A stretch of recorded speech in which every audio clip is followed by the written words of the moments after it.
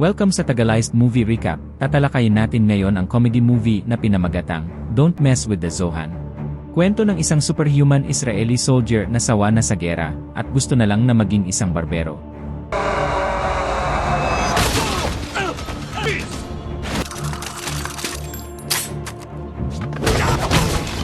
I get it. I'll come to it. Paano nga ba niya matutupad ang simpleng pangarap sa gitna ng kaguluhan? Halika at alamin natin ang kanyang kwento. Pero bago ang lahat, huwag kalilimutang mag-like, subscribe, at ihit ang notification bell para updated ka sa ating mga uploads. Sa isa sa pinakamagagandang beach sa mundo, ay nagbabakasyon ang superhuman na Israeli counter-terrorist na si Zohan. Dito ay napapalibutan siya ng masasarap na pagkain at magagandang babae. Dahil sa kanyang kakaibang kakayahan, napapahanga niya ang lahat at napapanalo niya ang bawat hamon na ibinabato sa kanya nang hindi man lang pinagpapawisan. Pero sa kasamaang palad, naputol ang kanyang bakasyon nang dumating ang mga opisyal mula sa Israel Defense Forces na nangangailangan ng tulong niya para sa susunod na misyon. Lumabas na si Phantom, ang superhuman na leader ng isang Palestinian terrorist group, ay nakita sa isang hacky sack tournament sa Beirut, pero may posibilidad pa rin na sinusubukan lang silang painin nito. Nalito si Zohan dahil nahuli na niya si Phantom 3 buwan na ang nakalipas.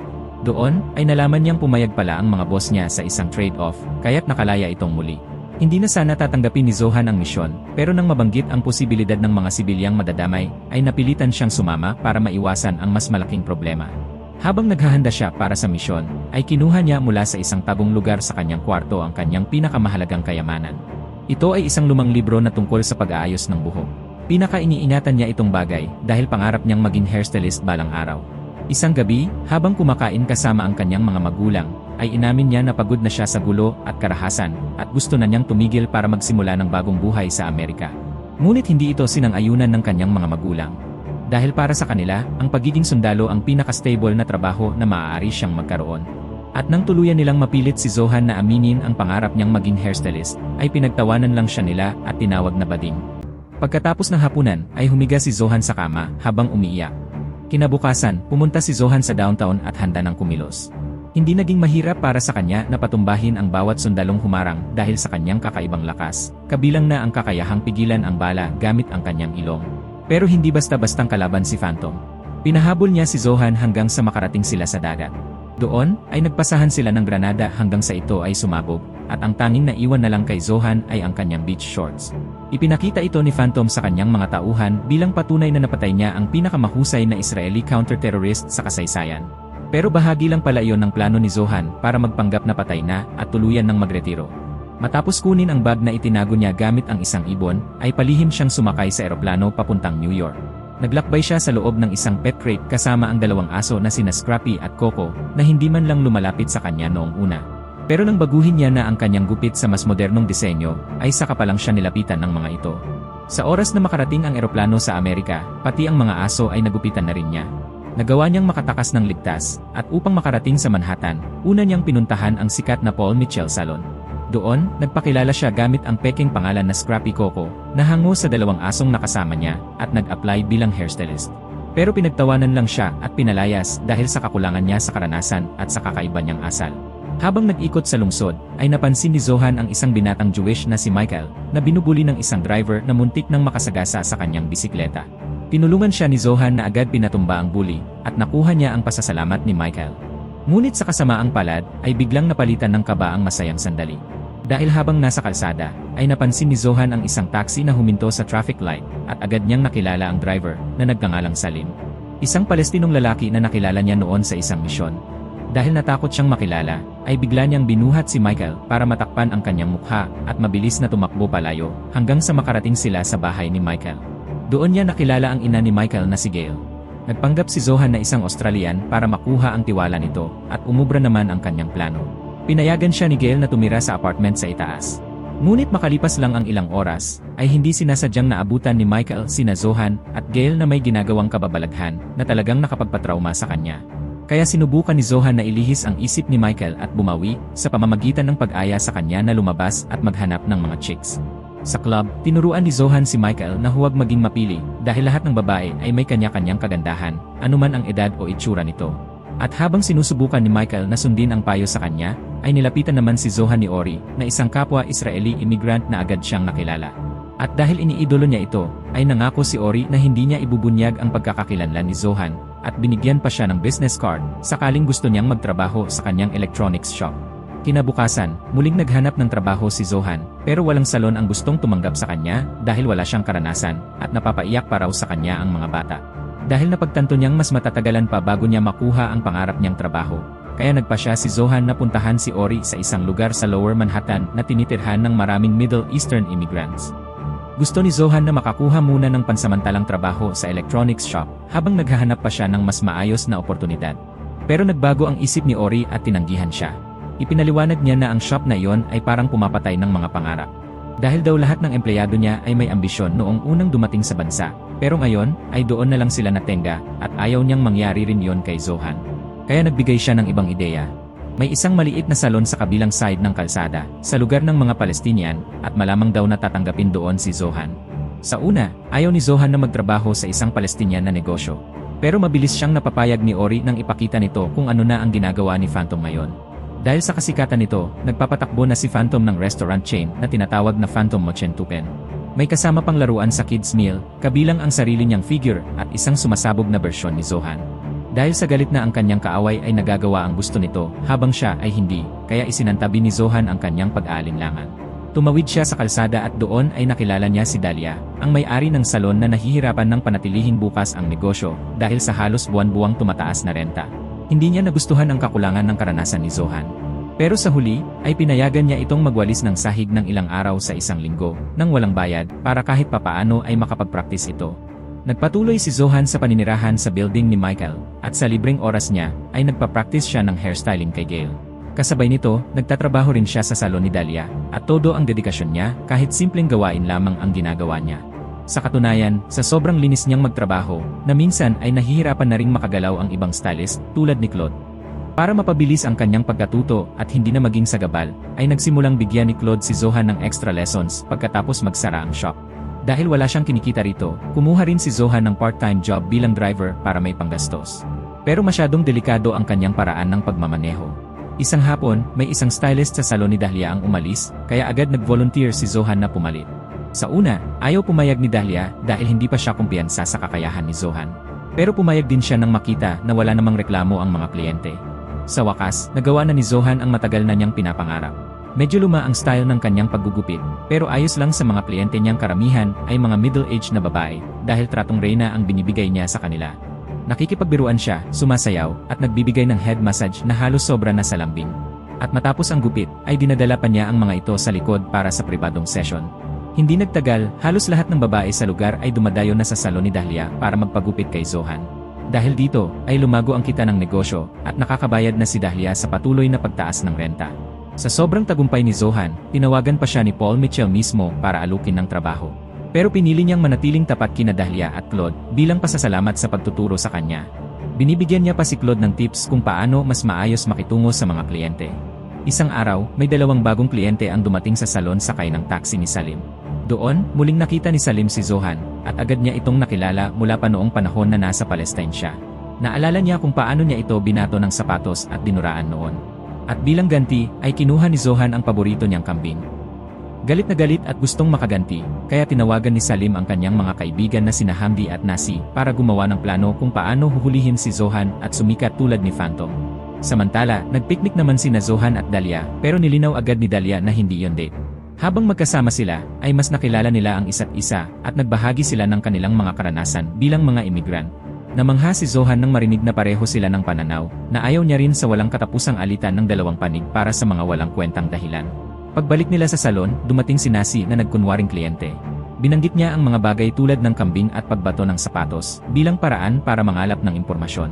Pero wala talagang ideya si Zohan kung ano ang sinasabi niya. Nang bumalik si Nasi kay Salim, imbes na impormasyon ang dala niya, ay napahangarin lang siya kay Zohan, katulad ng mga babae. Samantala, ay may problema naman si Zohan. Napansin niyang parang ayaw nang makisama ng kanyang katawan, at hindi na niya kayang magbigay ng private sessions. Nagpatingin siya sa doktor, pero wala itong nakitang malinaw na sagot. Nang ikwento niya ito kay Gail, ay agad nitong naisip ang dahilan. Nagsimula raw ito pagkatapos ng picnic nila ni Dalia. Ibig sabihin, ay nahuhulog na siya kay Dalia, at ang katawan niya ay para na lang dito. Balik naman kina Salim, sinusubukan nilang makakuha ng bomba para sa plano nila, pero hindi sumasagot ang supplier nila. Kaya nagdesisyon silang gumawa na lang gamit ang instruction mula sa internet. Pumunta sila sa isang botika para bumili ng liquid nitrogen, pero nagkamali ang tindero sa pag-intindi sa accent nila at sa halip ay binigyan sila ng ointment na Neosporin. Samantala, sa salon ay itinaboy ni Dahlia ang mga kolektor matapos niya silang bayaran. Sinabi niya na wala siyang pakialam kahit putulan pa siya ng tubig dahil hindi niya iiwan ang kanyang shop. Alam niyang sinusubukan lang silang paalisin para masira ng mga ito ang kanilang komunidad. Narinig ito ni Zohan at lalo lang siyang humanga kay Dahlia. Dahil dito, ay muling nag-react ang kanyang katawan na nagpapatunay na siya na nga ang the special one para sa kanya. Pero sa kasamaang palad ay hindi naman siya gusto ni Dahlia. Kinagabihan, dumaan sina Salim at ang kanyang mga kaibigan at naghagis ng cream bomb sa salon, iniisip na napakalaki na ng nagawa nila. Pero simpleng kinuha lang iyon ni Zohan at dinala sa bahay para magamit ni Gail sa pagluluto ng itlog. Samantala, nag-aalala naman si Ori na baka may nakaalam na sa tunay na pagkatao ni Zohan. Kaya iminungkahi niya na pumalit siya sa duty ni Michael sa Community Watch para mag-imbestiga. Nang gabing iyon, nakita ni Zohan ang tatlong lalaki na gumagawa ng bastos na graffiti sa mga lokal na tindahan. Pero sa halip na tumawag ng pulis, ay si Zohan na mismo ang kumilos at pinatumba ang mga ito. Kinabukasan, nalaman na ang tatlong lalaki pala ay inutusan ni Grant, ang landlord ng mga tindahan sa Lower Manhattan. Dahil plano nitong paalisin ang lahat para ma-demolish ang mga gusali at mapalitan ng mas malalaking proyekto. Nagalit si Grant sa kanyang mga tauhan dahil wala pa ni isa ang nagtagumpay sa pagpapaalis sa mga residente. Kaya nagpasya siyang siya na mismo ang kikilos. Umupa siya ng grupo ng mga white supremacists na pinamumunuan ni James, na agad tinanggap ang trabaho at handang gawin ang kahit anong maruming paraan para sa pera. Sa komunidad ay nagsisihan ang mga grupong Palestinian at Israeli tungkol sa graffiti. Ipinaliwanag ni Zohan na nakita niyang mga puting lalaki ang may gawa nun, pero hindi pa rin yon sapat para mapahupa ang alitan ng dalawang panig. Samantala, inamin na rin ni Salim at ng kanyang mga kaibigan na hindi nila kakayanin mag-isa ang plano, kaya tinawagan nila si Phantom para humingi ng tulong. Tinanggap naman ito ni Phantom, kahit na napakaliit ng gantimpalang inalok ni Salim. Pagkatapos ay agad na siyang nagsimulang maghanda. Ilang araw ang lumipas, may lumabas na balita sa isang dyaryo na nagpapahiwatig na papunta na si Phantom para patumbahin si Zohan. Ayaw ni Zohan na masira ang bago niyang buhay, kaya sinabi na niya ang totoo kina Michael at Gail. Tinanggap naman nila ito at pinayuhan siya na maging tapat na din kay Dahlia. Pero hindi naging maganda ang reaksyon ni Dahlia. Wala siyang problema sa pagiging Israeli ni Zohan, pero ang pagiging counter-terrorist nito ay hindi niya matanggap dahil sa mga personal na dahilan na may kinalaman sa kanyang pamilya. Bago umalis si Zohan, ay binigyan siya ni Dahlia ng updated na hairstyling book bilang pamamaalam. Kinabukasan, naghanda na si Zohan para harapin si Phantom at sinabing kaya niya itong gawin mag-isa. Pero para makasigurado, ay tinawagan pa rin ni Ori ang kanyang mga kaibigan para ihanda ang kanilang mga armas. Ayon sa balita, ay lalabas si Phantom sa isang lokal na hacky sack game na dadaluhan ng maraming sikat na tao, kabilang na si Mariah Carey at si Grant na namigay pa ng maraming libreng tiket. Sa katunayan, ay malaking fan si Phantom ni Mariah Carey, kaya sa halftime, ay pumunta siya sa dressing room nito. Doon ay nagkaroon ng pagkakataon si Zohan na umatake. Umikot-ikot sina Zohan at Phantom sa isa't isa, parehong naghihintay kung sino ang unang atake. Pero bago pa man may mangyari, ay naputol ang kanilang enkwentro nang tawagan si Zohan ni Michael. Sinabi nito na may grupo ng mga kalalakihan na nagsisiga sa iba't ibang tindahan ng mga Middle Eastern. Dito ay napagtanto ni Zohan na mas mahalaga na protektahan niya ang kanyang komunidad kaysa sa lumang alitan nila, kaya iniwan muna niya si Phantom at bumalik sa kanyang lugar. Pagdating niya, ay muli na namang sumiklab ang pagtatalo sa pagitan ng mga Palestinian at Israeli dahil sinisisi nila ang isa't isa sa mga pag-atake. Sumali rin sina Salim, Hamdi, Nasi, Ori at ang kanyang mga kaibigan sa gulo. Ngunit biglang dumating din si Phantom at sinubukan niyang magpakabayani at pilit na inapula ang mga apoy ng mag-isa. Pero nakita ni Zohan na hindi ito kaya ng isang tao lang, kaya isinantabi niya ang kanilang alitan at tinulungan si Phantom na apulahin ang apoy gamit ang hose. Pagkatapos, sinabi ni Zohan na ayaw na niyang makipaglaban muli, kahit pa sinubukan siyang asarin ni Phantom at paulanan ng mga suntok. Nagulat si Phantom sa kanyang reaksyon, pero naputol din ang kanyang pagkalito nang dumating si Dahlia. Dito ay nabunyag na si Dahlia ay kapatid pala ni Phantom, dahilan kung bakit sinabi niya kay Zohan noon na hindi sila maaring magsama. Ipinaliwanag niya kay Phantom na nagbago na si Zohan at naging mas mabuting tao na ito.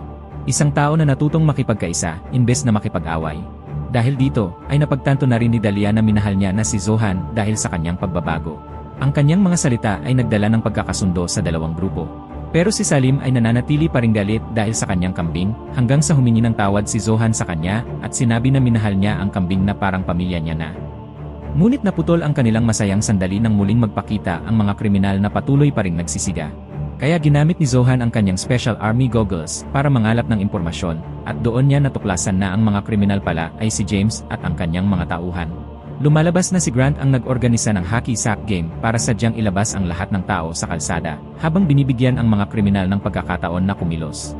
Dahil ang plano nila ay magmukhang ang mga Palestinian at Israeli ang may kagagawan ng gulo. Gustong sugurin agad ni Phantom si James mag-isa, dala ng galit at bigat ng damdamin dahil sa pagkakaiba niya kay Zohan. Dahil di tulad ni Zohan, ay hindi niya natupad ang sarili niyang pangarap na magbenta ng mga sapatos. Ipinakita ni Zohan ang kanyang suporta at pag-unawa, kaya nagkaroon ng respeto at pagkakaibigan sa pagitan nila. Dahil dito, ay pumayag si Phantom na magsanib puwersa sila. Gamit ang kanilang pinagsamang kakayahan, ay madali nilang napabagsak ang mga kalaban. Ngunit nakaligtas si James, na may dalang bomba at may hawak na kulungan ng mga tuta. Wala nang oras para pigilan siya ng mano-mano, kaya sabay na kumanta sina Zohan at Phantom ng kanilang mahiwagang sinaunang kanta na hindi na narinig ng kanilang mga tao sa loob ng maraming siklo. Dahil dito, ay sumabog ang manhole sa ilalim ni James at natangay siya palayo kasama ang bomba. Kasabay ng pagsabog, ay tumilapon ang mga tuta sa isang apartment window at ligtas silang napunta sa isang sofa. Sa sandaling iyon, ay dumating si Grant para tingnan ang kinalabasan ng kanyang plano. Ngunit naroon na rin ang mga pulis at agad siyang inaresto. Handa na sanang magdiwang si Zohan, pero may maliit na problema. Hindi mapigilan ni Phantom ang kanyang pagganta, kaya mas lalo pa itong nakasira sa ilang tindahan. Pero dahil ngayon ay nagkakaisa na ang mga Israeli at Palestinian, ay nagpasya silang magtulungan para ayusin ang lugar. Ginawa nilang isang mall ang buong lote, kung saan lahat ay may puwang para sa kanilang mga negosyo. Si Phantom ay nagbenta na rin ng mga sapatos, si Salim ay nagbukas ng goat ride business, si Ori naman ay inilipat na ang kanyang electronics store doon. Kalaunan, ay nagpakasal na rin sina Zohan at Dalia at binuksan nila ang sarili nilang salon sa lugar na yon. Si Michael ay naging empleyado nila at nagpa-practice ng hairstyling habang ginagamit ang mga techniques na natutunan niya kay Zohan.